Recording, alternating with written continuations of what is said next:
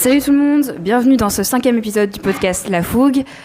Aujourd'hui je suis avec Benjamin Zwartz, qui fait partie du projet Good News Bar. Et voilà, je te laisse te présenter. Et du coup, moi c'est Benjamin, je suis l'un des 4 fondateurs du Good News avec entre autres Vincent Van de Meulebroek, Cédric Hardy et Olivier Bolland. Du coup, votre bar a ouvert il y a 3 semaines, est-ce que vous avez eu un bon lancement? On s'attendait pas du tout à ça et en fait on a eu un résultat assez incroyable, un méga soutien de la part de pas seulement de nos amis mais des gens qui venaient, qui passaient, qui ont peut-être vu les travaux pendant des mois cet été et qui du coup sont ramenés en masse. C'était trop cool. Donc en vrai ouais, c'est trop chouette. Beaucoup d'ajustements encore à faire, beaucoup de travail mais incroyable comme lancement. Qu'est-ce qui différencie votre bar des autres bars à Louvain-la-Neuve? Mais du coup de base, on a directement pensé, tous les bars, en fait, ils créent souvent cette ambiance intimiste en étant assez sombre. Et qui dit sombre dit aussi que ça cache les défauts qui se créent à travers le temps, etc. Et nous, du coup, directement, on avait envie de créer un lieu qui soit ultra accueillant pour venir travailler en journée, etc.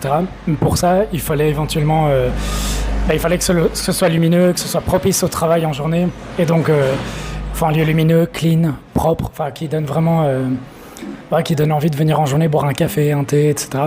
Et c'est aussi une manière d'être plus résilient, en fait. Si, par exemple, on a une crise Covid, en fait, ton lieu peut se transformer beaucoup plus facilement en lieu de coworking ou autre. Alors que si, par exemple, t'es juste un bar, vas-y pour le retransformer, quoi. Donc ça, c'est une chose. Ensuite... en plus de ça, on voulait vraiment créer du coup ce côté concept. En fait, créer juste un projet positif. Donc, tout simplement ne pas être un lieu neutre comme la plupart des bars. Donc, un bar est jamais négatif, mais c'est un lieu neutre. Ici, notre objectif, c'était du coup d'impacter positivement l'humeur des gens et donc d'avoir vraiment ce petit truc en plus où...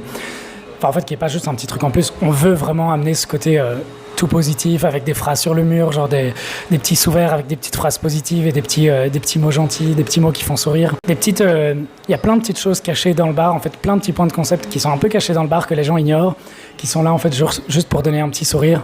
Puis à travers le temps, j'espère qu'on va réussir à mettre de plus en place des interactions des serveurs avec les gens. Mais en tout cas, pour l'instant, on a un énorme feedback positif avec... à part en rush, mais de nos serveurs qui sont super agréables avec les gens, avec les clients. Je pense qu'on se démarque vraiment bien là-dessus.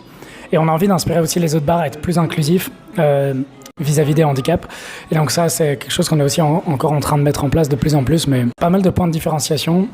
Et à la fois, il y a toujours une base qui reste commune quand même avec les autres bars. Et la 50 à 3 euros, comme le Dude, c'est assez différenciateur pour les autres bars et on voit que ça marche pour amener les gens, quoi. Est-ce que vous proposez des boissons originales sur votre carte? Du coup, on a une carte assez large avec différents types de cafés, différents types de cocktails qui ont été concoctés minutieusement par Olivier, qui est notre barman en chef un peu, ouais.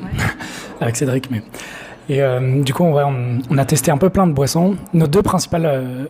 je dirais que notre principale découverte pour les gens, c'est peut-être le paddle de Péké. Donc le paddle, c'est juste une planche en fait avec 6 Péké, mais de plein de goûts différents. Et donc ça marche. Pour l'instant, ça fait un tabac. Genre les gens en prennent tout le temps. On doit recommander plein de planches parce que tout casse. Non, mais ça cartonne, c'est vraiment incroyable. Et sinon, en fait, en dehors de ça, on est un des rares bars à proposer de la Val-Dieu. En fait, on est 3 baptisés liégeoises, donc qui ont une belle racine avec la bière Val-Dieu et aussi avec Bertinchamp. Notamment Vincent et moi, on a pas mal de rapports avec eux.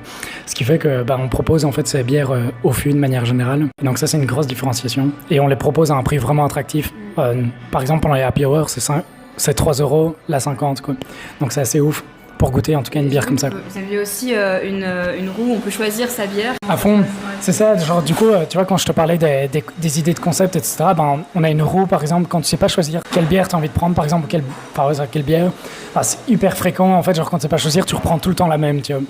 Donc là, l'idée c'était clairement de se dire tiens, mais let's go faire un truc fun. Genre on a fait une roue du coup sur laquelle on a mis nos 30 bières. Et tu tournes et tu regardes au hasard sur laquelle tu vas tomber. Et puis pareil, en fait, on a mis des QR codes sur toutes les tables. Et quand tu les scannes, en fait, tu as accès à plein de choses. Tu as accès à des playlists, tu as accès tu peux donner des suggestions, des idées. Tu peux avoir accès aussi au menu. Et notamment à ces trous de la fortune un peu. Et donc, tu peux cliquer en ligne sur le lien et ça te fait tourner une roue en virtuel pour que tu puisses choisir ta bière si tu as la flemme de te déplacer.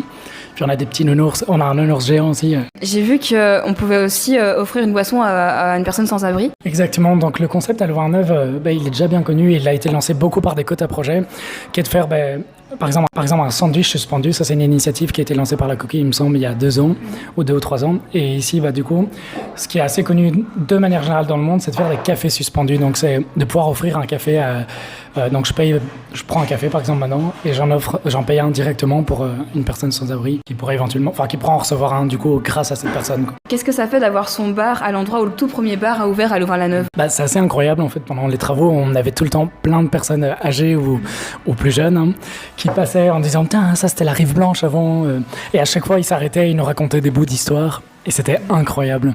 C'est incroyable parce qu'à chaque fois ils nous racontaient leurs petites anecdotes du passé, et donc maintenant on a plein d'habitués qui viennent et qui nous disent tiens, mais moi je reviens à la Rive Blanche, tiens. Ouais. Alors que parce que c'est vraiment un bar qui les a marqués, etc.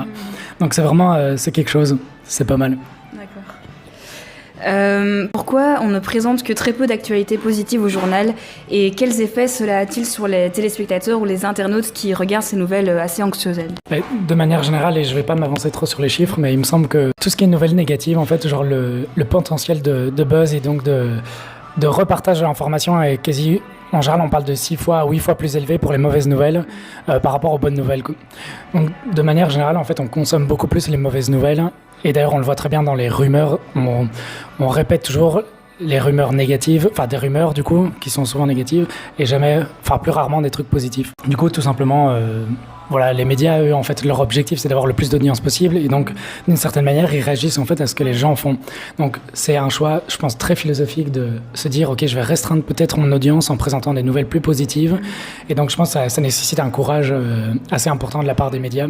Et donc, c'est pour ça qu'on en voit, malheureusement, si peu. Donc, la question suivante, c'est un peu une question plus philosophique. Mais du coup, est-ce que être tout le temps de bonne humeur et optimiste, ce n'est pas parfois être un peu naïf? En fait, la naïveté, c'est un peu... Il pourrait y avoir une part de naïveté, comme il y a une part de choix. Donc ça veut dire que si par exemple tu es optimiste, tu es de bonne humeur, etc., mais que tu n'es absolument pas conscient du mal ou des choses qui t'entourent, c'est être naïf. Après, on est toujours naïf à un certain point parce qu'on a toujours les biais qui font qu'on n'est pas au courant de toujours tout, quoi. Donc il y a un certain nombre de choses qu'on fait exprès de ne pas voir, en fait. Du coup, en dehors de ça, en fait, quand tu es au courant en tout cas d'un certain nombre de choses, ces choses-là qui pourraient te rendre malheureuse, tu as le choix philosophiquement de te dire tiens, mais qu'est-ce que j'en fais? Est-ce que je choisis de voir la vie du bon côté, ou est-ce que je décide de voir ça principalement, ces petits points négatifs? Et par exemple, on a pas mal de phrases sur nos sous-verts qui disent tiens, apprécier la vie, c'est regarder la vie autrement. Je sais plus, mais grosso modo, c'est vraiment juste un choix philosophique. Mais du coup, ici, de toute façon, notre but, c'est pas d'être bêtement de bonne humeur, c'est juste apporter de la bonne humeur via des choses simples de la vie. Et c'est ça qui est incroyable, c'est qu'en fait, on peut tous avoir un peu cet impact positif, mais avec des choses simples, c'est-à-dire simplement sourire aux gens quand tu les croises dans la rue, dire bonjour. Même quand on est dans une ville et qu'il y a full gens, tu te croises dans une rue où tu es un peu moins nombreux, dire un bonjour, ça se fait et c'est agréable, et genre tu te regardes, tu souris ou n'importe. Il y a plein de petites interactions simples en fait qu'on peut avoir à fond. Bêtement, tu vois un déchet sur le sol, genre tu le ramasses et genre c'est ouf, mais mine de rien, tu peux te sentir bien à faire ça. Une personne en face peut le voir, genre elle peut se dire tiens, mais en fait j'ai envie de faire pareil. T'as moins d'engranger mais tellement de choses positives, mais pour ça il faut y croire. Et il faut avoir envie de le faire. Faut avoir envie d'être positif, il faut avoir envie de faire son petit impact. Et ça, c'est un impact ultra à notre portée et qui est simple. Et ici, le fait de choisir un bar en fait, pour faire ça, c'est parce qu'en fait, dans un bar, tu vas accueillir des milliers de personnes sur une année. Donc, l'impact positif que tu peux avoir à travers le temps, il peut être vraiment quand même... Il n'est pas durable en tant que tel, mais il peut être journalier et sympa, quoi. Et en plus, on pourra faire de la sensibilisation via nos télés, etc. Genre, quand on a envie de parler de chouettes associations ou autres, ou thématiques qui nous touchent. Mais bon, on va mettre chaque chose en place petit à petit. Quel a été le plus gros obstacle à la création de votre projet? Administrativement, on était ultra au taquet, mais les démarches ont pris un temps de malade. Parce que c'était le Covid, tout le monde se jetait la balle au niveau administratif, et donc tout prenait un temps de malade. Alors que nous, on avait juste envie d'avancer, on avait envie de commencer les travaux tant que c'était le Covid, etc. Donc du coup, le méga obstacle, c'était... pouvoir juste entamer les travaux, mais signer d'abord les contrats, se battre en fait pour chaque contrat. C'est ouvrir en bar, c'est des milliers de tâches. Quand tu as envie de faire les choses bien, c'est un nombre incalculable de choses à faire. En fait, ici, moi je travaille pas du tout là-dedans et j'ai encore des tonnes de choses à faire et on fait que ça non-stop. En tout cas pour établir le bar en tout cas et faire en sorte que ça roule, c'est un travail incommensurable. On n'imagine pas du tout. Est-ce que tu as une anecdote drôle sur quelqu'un ou sur un événement qui s'est passé dans le bar? Mais du coup, une semaine avant notre ouverture, on avait le méga challenge d'ouvrir le bar pour que Vincent, l'un de nos fondateurs, puisse faire sa demande en mariage à sa future femme, du coup. Et donc, genre, vraiment, je dirais que genre de août à septembre, on travaillait jour et nuit, genre on dormait entre 1 à 5 heures, juste à bosser comme des énormes malades pour faire des nuits blanches ou autres, pour pouvoir finir le bar au plus vite, et notamment accueillir cet événement. Et puis du coup, encore quelques jours avant, on était en mode, on n'y arrivera jamais, mais ok, on ne pourra pas ouvrir, donc on a ouvert le 17, mais on va faire exceptionnellement, on va tout vider, on va tout laver, etc. Et donc du coup, on a tout vidé le bar était pas encore quasi prêt, mais voilà, le minimum. Et puis du coup, ils ont pu faire cet événement, et c'était ouf. Il y avait tous les amis de Vincent et c'était l'objectif. Hein. On peut se dire c'est bizarre de faire ça en groupe, mais en fait, c'était par rapport à quand ils se sont rencontrés, etc. Enfin, c'est incroyable. C'était des souvenirs de fond. Je pense qu'il y a plein de gens qui pleuraient. Enfin, c'était vraiment très intense. Magnifique souvenir. Est-ce que vous cherchez des étudiants dans votre équipe? De manière générale, oui. Ici, moi, je demande toujours, quand il y en a qui sont intéressés, de directement s'inscrire via un lien que je leur donne. Mais de manière générale, sinon... là, on a toute notre équipe, mais c'est toujours bon d'avoir des gens sur la liste d'attente au cas où on a des désistements, au cas où on a des changements d'horaire ou autre. Du coup, qui est Bobby? Alors, l'ours en peluche, là, qui a été... apparemment, il a été kidnappé, on sait pas trop. J'ai vu que vous l'avez retrouvé. C'est qui l'a retrouvé et comment ça s'est passé? Du coup, en fait, un soir, donc on a un ours en peluche géant, dont le but est de fournir des câlins. Bon, déjà, on peut avoir des câlins gratuits sur la carte, il suffit de les commander. Mais en plus de ça, on a un énorme nounours pour pouvoir justement faire des câlins. En fait, un soir, après seulement 2 jours d'existence de Bobby, une fille est entrée dans le bar et elle est repartie en courant d'un coup pour voler Bobby. On a été dégoûtés. Du coup, on a blindé, relayé l'info sur notre communauté. Les gens étaient incroyables parce que on a eu masse de partage et on a fini par retrouver Bobby. Et donc, une personne l'avait retrouvé en soirée. Elle n'a rien à voir, elle ne savait pas c'était à qui. Elle l'a repris, puis elle est gentiment venue nous la rapporter du coup. Mais voilà. Par contre, je dis déjà, on ne fera pas une récompense à chaque fois qu'on se fait voler quelque chose. C'était la dernière fois. Voilà.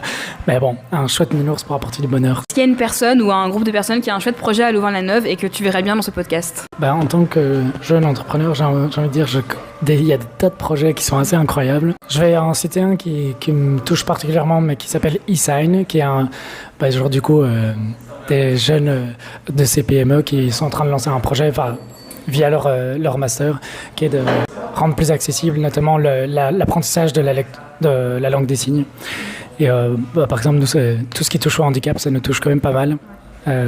Donc voilà, on pourra en parler un jour peut-être. Et sur quels réseaux sociaux on peut vous retrouver? Du coup, sur Facebook, sur Instagram, sur Google. Enfin, c'est un réseau social, mais un petit peu, vu qu'on peut faire des posts. Mais un peu la base. Peut-être un jour sur TikTok. Non, en vrai, il y a tellement de choses sur lesquelles se concentrer, mais grosso modo, Insta et Facebook. Merci d'avoir répondu à toutes ces questions. Merci à toi, c'est trop cool. Je te souhaite bon courage pour la fin, pas pour la fin, mais pour la suite de ton projet. Et j'espère que ça va marcher de plus en plus. Je trouve ça super chouette d'interviewer des jeunes projets, etc., qui ont du sens ou pas spécialement, mais c'est trop cool. Okay. Merci à toi. Merci beaucoup.